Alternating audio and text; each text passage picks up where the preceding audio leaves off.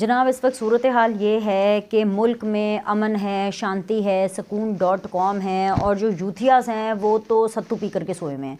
क्योंकि मुझे लगा था कि भाई इमरान खान साहब का जो फ़ैसला आया है 10 साल कैद बामुशक्क़त, हाँ, और फिर उनसे मुशक्क़त किस तरह की ली जा रही है, किस नौयत की ली जा रही है, ये सुन करके जितने भी कौम यूथ है वो गुस्से में आग बगोला हो जाएगी कि जी उनकी रेड लाइन तो 1 नहीं 2 नहीं 3 नहीं पता नहीं कितनी भी दफ़ा रेड लाइन जो है वो क्रॉस हो गई है।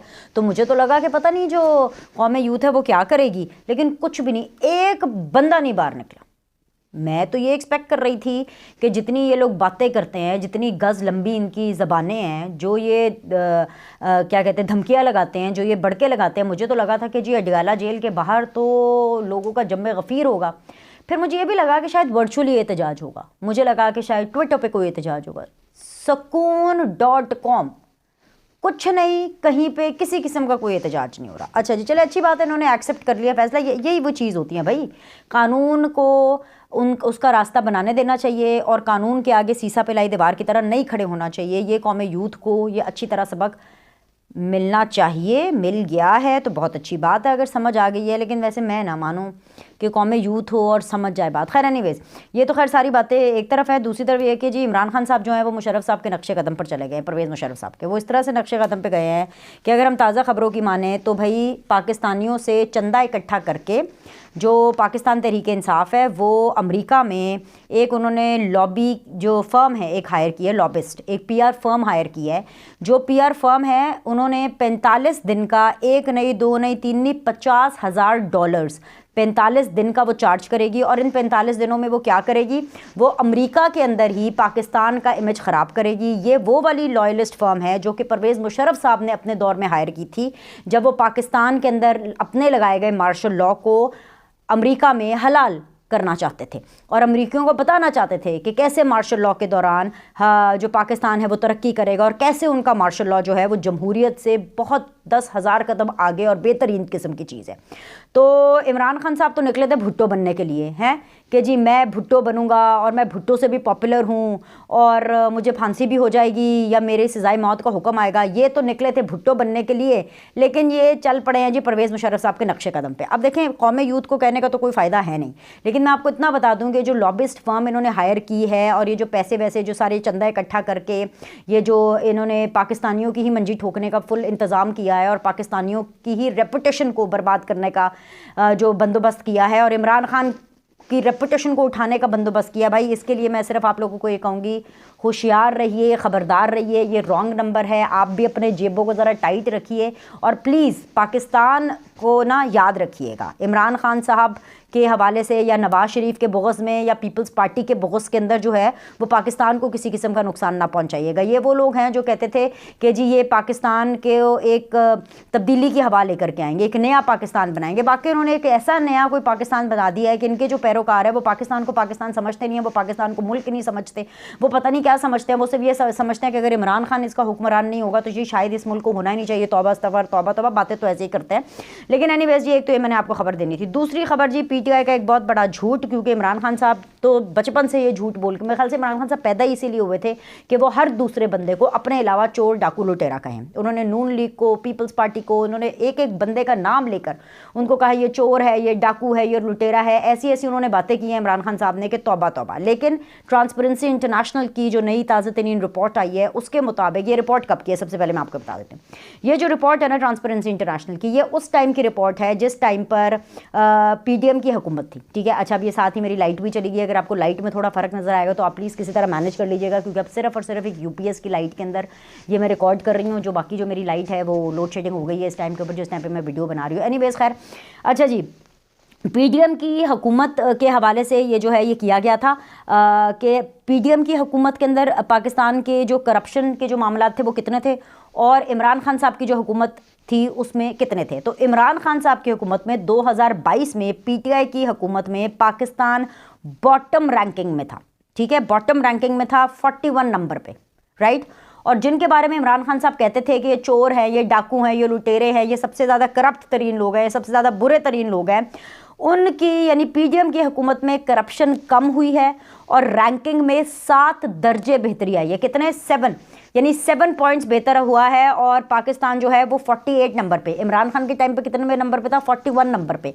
और जी ये पीटीएम के टाइम पर कितने नंबर पे आया, ये 48 नंबर पे आया। अब ये देखें ना, ये भला कोई इनसे पूछे कि आपको कितने नफलों का सवाब हुआ लोगों के बारे में झूठ बोलने का, लोगों के बारे में गलत गलत बातें फैलाने का, कि ये वो लोग हैं जो कि चोर हैं, डाकू हैं। असल में तो जितना ज़्यादा करप्ट इमरान खान साहब और पाकिस्तान तहरीक इंसाफ साबित हुई है, एटलीस्ट नैरेटिव तो यही है, नैरेटिव बिल्कुल यही है कि जो करप्शन का नैरेटिव जो इमरान खान साहब और उनके हवाले से। और मज़े की बात यह है कि इमरान खान साहब ने शहबाज शरीफ, नवाज शरीफ, बिलावल, आसिफ अली जरदारी, इवन मरियम नवाज़, इवन हमजा शहबाज, इवन सुलेमान शहबाज को उन्होंने नहीं छोड़ा, उन्होंने तो लोअर लीडरशिप को नहीं छोड़ा, उन्होंने तो इवन ये जो ख्वाजा आसिफ साहब हों, इन्होंने शायद खान अब्बासी साहब हों, उनके ऊपर LNG के इतनी मतलब हर एक के बारे में इन्होंने इतनी ज़्यादा करप्शन की दास्तानें जो हैं वो निकाली हैं कि इनके बारे में जो नैरेटिव बनाया, यानी उनके बारे में, नून लीग और पीपल्स पार्टी के बारे में चोर डाकू लुटेरे का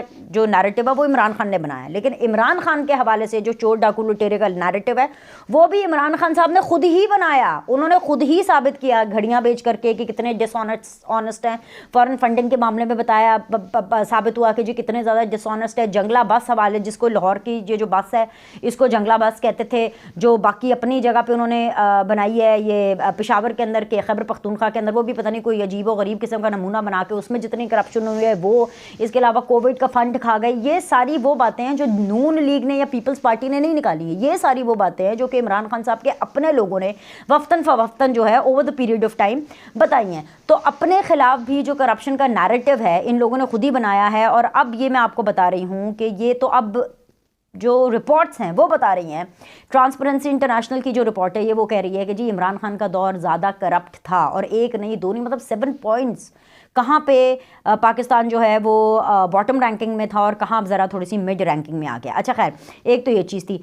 इसके अलावा मैं आपको बताती हूँ ट्रांसपेरेंसी इंटरनेशनल के सर्वे के एतबार से जब ये 2021 में आया था, या एग्जैक्टली जब इमरान खान साहब की हुकूमत थी, तो उस टाइम पे भी बताया गया था कि भाई आप लोगों की हुकूमत बड़ी करप्ट है, करप्शन बढ़ गई है इनकी हुकूमत में, पीटीआई की हुकूमत में।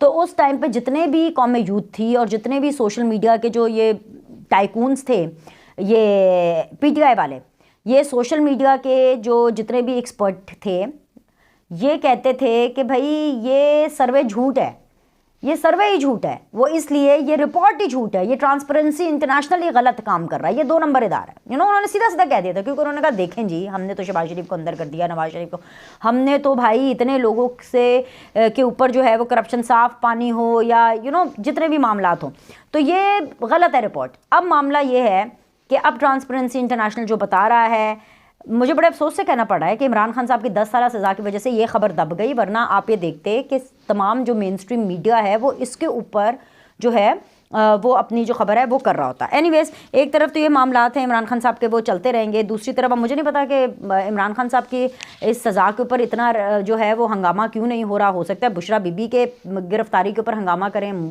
पता नहीं है, या बुशरा बीबी ने शायद इन लोगों के ऊपर ही कोई जादू टोना ना कर दिया हो कुछ। वैसे मेरी समझ से बाहर है कि इतनी अमन शांति क्यों है। अच्छी बात, वैसे तो बहुत अच्छी बात है कि अमन शांति है, लेकिन मतलब कुछ समझ नहीं आ रहा। आपसे डाइजेस्ट हो रहा है वॉट, कि मतलब इतनी बातें और सिर्फ building castle in the air से इन लोग की ज़बानें चलती है, काम इनसे कुछ नहीं होता।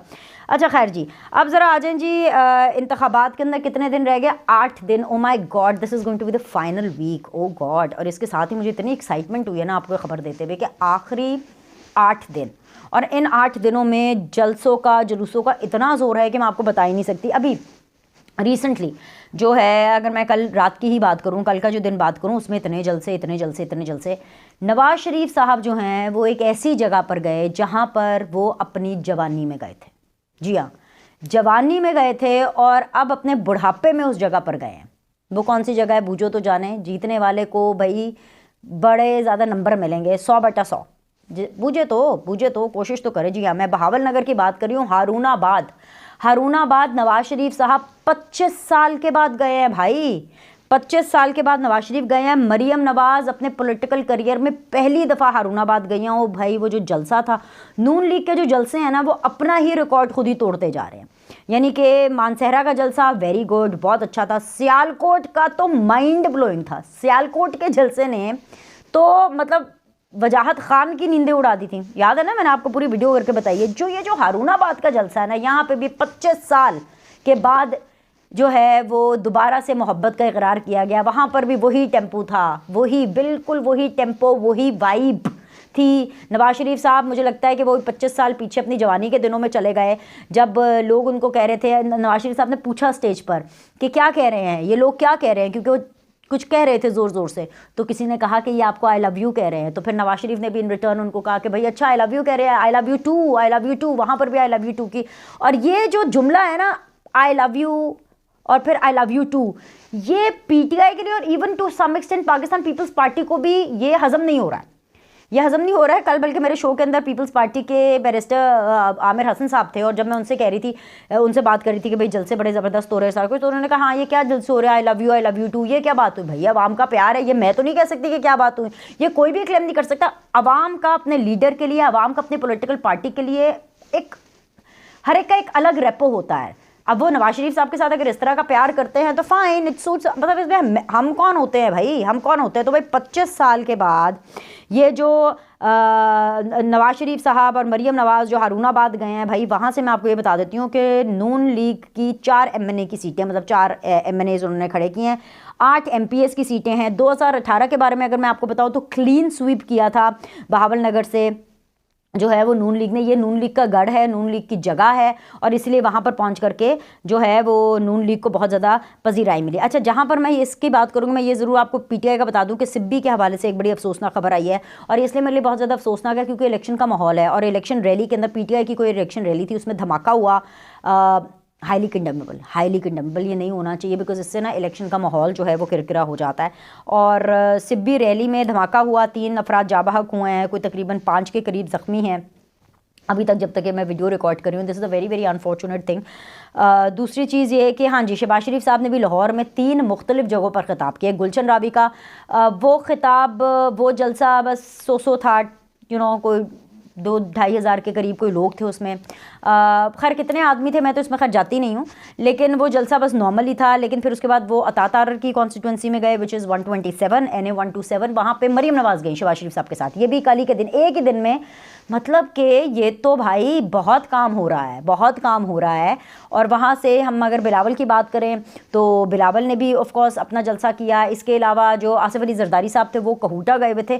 सो बल्कि एक टाइम तो ऐसा था कि मैं टीवी देख रही थी अपने शो की तैयारी करते करते, और मैं देख रही थी कि एक विंडो के अंदर नवाज शरीफ साहब थे, एक विंडो के अंदर बिलावल थे, और एक विंडो के अंदर जो है वो आसिफ अली जरदारी साहब जो थे वो कट हुए हुए थे। तो मुझे एकदम से वो ख्याल आया कि क्या ही मज़ा आए कि यहाँ पर एक चौथी विंडो कट हो, और उस विंडो के अंदर अगर इमरान खान होते, ये हो सकता था, ये बिल्कुल हो सकता था अगर इमरान खान साहब अपना किबला दुरुस्त रखते। मज़ा तो तब आता ना कि पीपल्स पार्टी वर्सेस PMLN होता, और PTI वर्सेस PMLN होता, और फिर पीपल्स पार्टी वर्सेस PTI होता, मतलब सब आपस में लड़ते, मज़ा आता। और ये एक हेल्दी लड़ाई होती।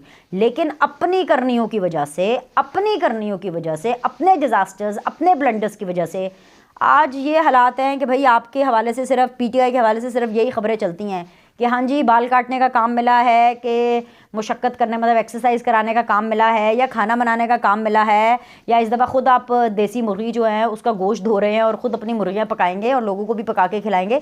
ये मामला जो है ना ये यहाँ तक जो है वो पहुँचा है। एनीवेज जी, आज का दिन भी बहुत ज़्यादा हैपनिंग रहने वाला है एक्चुअली 6 फरवरी तक, क्योंकि 6 फरवरी को रात को 12 बजे इलेक्शन कैंपेनिंग ख़त्म हो जानी है, और तब तक जो है ना आपको इन जलसों में मज़ीद तेज़ी नज़र आएगी। ये जो 2-2, 3-3 खिताब हो रहे हैं ना, कि शहबाज शरीफ साहब ने 3 खिताब कर दिए, मरीम नवाज़ ने 3 कर दिए, एक बिलावल ने कर दिया, फिर एक आसिफ अली जरदारी ने कर दी, ये सब इनकी तादाद में डबल ट्रिपल इजाफा होने वाला है। लेकिन इसके साथ साथ मैं ये ज़रूर कहूँगी कि मैं ये दुआ करती हूँ कि अमन व अमान के साथ ये बिल्कुल वो जो अमन अमान जो हमें नज़र आ रहा है, हाँ कहीं ना कहीं जैसे सिब्बी में वाक़या हो, इस तरह के वाक़यात हमें होते हुए दिखाई देते हैं। मैं ये दुआ करती हूँ कि इलेक्शन पुरसुकून और पुरअमन तरीके से हो, बिकॉज ऑलरेडी पोलिटिकल केओस बहुत ज़्यादा है। ख़ास तौर पे एक पॉलिटिकल पार्टी PTI की वजह से सारी कारस्तानियाँ, ये सारा गंद और ये जो नफ़रतें और ये सब शुरू उन्हीं से हुआ था, ये उन्हीं से शुरू हुआ था। तो इसलिए मैं समझती हूँ कि जो बाकी एक्सटर्नल फैक्टर्स हैं ना, उनको अगर थोड़ा सा ज़रा मेलो डाउन रखा जाए तो अच्छे तरीके से अगर इलेक्शंस हो जाएँ तो मज़ा आएगा। बिकॉज पाकिस्तान को आगे बढ़ना है। मुझे तो इंडिया को देख के, बांग्लादेश को देख करके मुझे सीरियसली बहुत जेलसी होती है कि look at them, look at them कि वो कहाँ जा रहे हैं। जो क्या नाम है, नरेंद्र मोदी कोई बहुत कमाल किस्म के इंसान नहीं है, बहुत ही एक्सट्रीमिस्ट किस्म के आदमी हैं। मतलब वहाँ पर सिखों से पूछे, मुसलमानों से पूछे, कितना जुल्म सितम उन पर करते हैं। लेकिन इंडिया के अंदर इलेक्शंस होने हैं नवंबर में। हमारे इलेक्शंस जो अभी हो रहे हैं इंडिया में होने हैं इसी साल नवंबर में। और आपको पता है कि नरेंद्र मोदी का क्या नारा है, नरेंद्र मोदी क्या वादा कर रहा है? वो ये कह रहे हैं कि वो 1 करोड़ घर में सोलर पैनल देंगे। यानी कि वहाँ पे ये मसला नहीं है कि जी लोड शेडिंग हो रही है, हम बिजली दे देंगे या पानी दे देंगे या वहाँ पे शौचालय यानी कि बाथरूम सबको दे देंगे। वो इतना आगे चले गए हैं। गुड़गांव को एक हब बनाने के बाद, एक आईटी हब बनाने के बाद इंडिया इतना राइज और शाइन कर गया है कि जी वो आप कह रहे हो तब सीधा पूरे के पूरे 1 करोड़ आवाम जो है वो सोलर पे शिफ्ट होने वाली है। और मुझे और 100% जहाँ पे नरेंद्र मोदी की एक्सट्रीमिज्म है अपनी जगह पे, बहुत ही फजूल किस्म के इंसान है, लेकिन मैं ये ज़रूर आपको कह सकती हूँ कि वो ये सोलर पैनल्स लगवा देंगे। कहने का मतलब ये आप ये देखें ये कहाँ तक बात जा रही है। अगर मैं बांग्लादेश की बात करूँ, किस तरह से कंट्रोल्ड किस्म के वहाँ पे इलेक्शंस हुए, किस तरह से वहाँ पे हसीना वाजिद फिर से जो हैं वो मुंतखब हुई हैं। लेकिन बांग्लादेश का जीडीपी पाकिस्तान से बहुत आगे है, बहुत आगे। सो मुझे उन लोग को देख के जलन होती है भाई। हमारे देखें हमारे लिए डॉलर कहाँ चला गया, लोगों के बिजनेसेस ठप हो गए, लोगों के करियर बर्बाद हो गए, कोई पाकिस्तान में रहना नहीं चाहता, बाहर जाना चाहता है। क्यों? और हम लोग इतने एक्सट्रीमिस्ट हो गए हैं, मतलब हमारे इमोशंस इतने एक्सट्रीम पे चले गए हैं।